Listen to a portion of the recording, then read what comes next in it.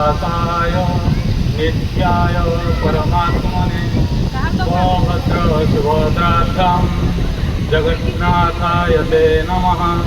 श्री जगन्नाथ जी का पावन स्मरण के साथ मैं उत्कल की उस पुण्य भूमि को नमन करता हूँ जहाँ आस्था, कला और संस्कृति एक साथ जीवंत होती है। आइए उत्कल दिवस की इस शुभ अवसर पर हम मिलकर नमन करें उस परंपरा को जो हम जोड़ती है और प्रेरित करती है। आदरणीय CM operation sir, AGM HR ma'am, हमारे सम्मानित अतिथिगण, प्रिय सहकर्मी साथियों एवं उपस्थित सभी गण्यमान्य जन, सभी को मेरा सादर नमस्कार। आज का दिन हम सभी के लिए अत्यंत गर्व और प्रेरणा का विषय है।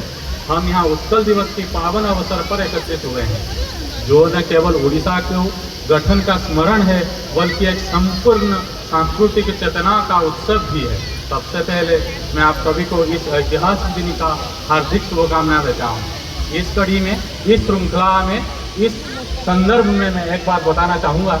यदिओ 1 अप्रैल को उत्कल दिवस मनाया जाता है, इस बार का उत्कल दिवस हमारे लिए खास है, एक महत्वपूर्ण है, क्योंकि कुछ जरा हटके यानी कुछ हटके निर्णय लिया गया है। ये हमारा 90वें 19th वर्षगांठ है, वर्ष से समूह है, इसीलिए हम उसको थोड़ा आगे लेके चलते हैं। 15 दिन क्या एक पक्षीय पखवाड़ा के रूप में मनाया जाता है। 1 अप्रैल से लेकर 14 अप्रैल तक ये पखवाड़ा का दौरान औपचारिक के रूप में, सरकारी रूप में मनाया जाता है। उस सिलसिले में हम आज 13 तारीख को भी एक उत्कल दिवस मनाए जा रहे हैं।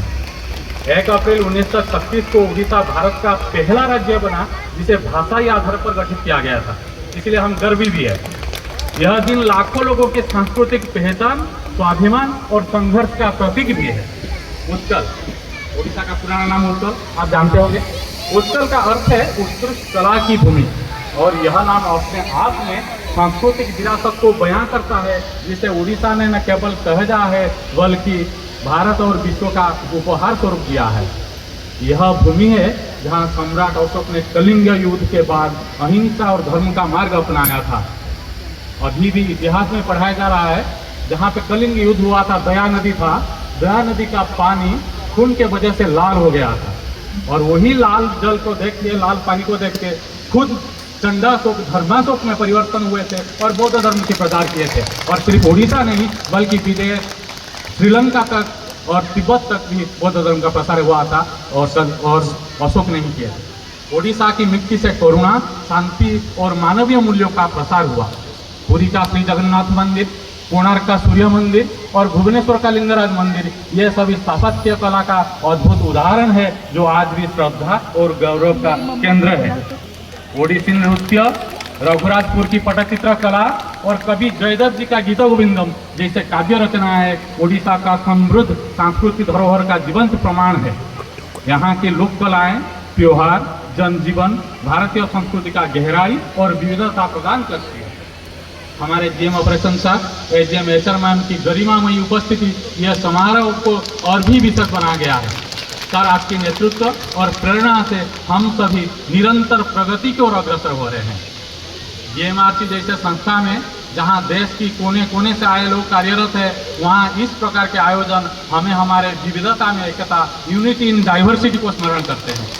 यह दिवस हमें यह सिखाता है, संस्कृति केवल परंपरा में नहीं बल्कि हमें प्रेरणा भी है और हमारे लिए प्रेरणा भी है, और वही प्रेरणा हमारे काम में, हमारे मूल्यों में झलकनी चाहिए और झलकती भी है।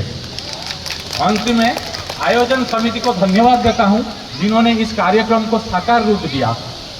कार्यक्रम को साकार नहीं, मैं ये कहूँगा हमारे सपनों को साकार रूप दिया, हमारे ख्वाब को साकार रूप दिया। अनेक वर्षों से, मैं तो 20 साल से मेट्रो में हूँ, अनेक वर्षों से हम कभी सोचे थे क्या काश ऐसे दिन आए, और सच में बंधुओं आज ये दिन आया है।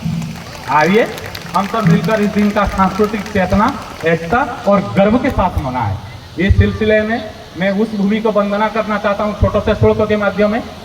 वंदे भूमि उत्कलस्य पुण्यं याधारत्वेका परंपरां सत्यं शिवं सुंदरं च यत्र जगन्नाथ प्रत्यक्षामस्ति सदा।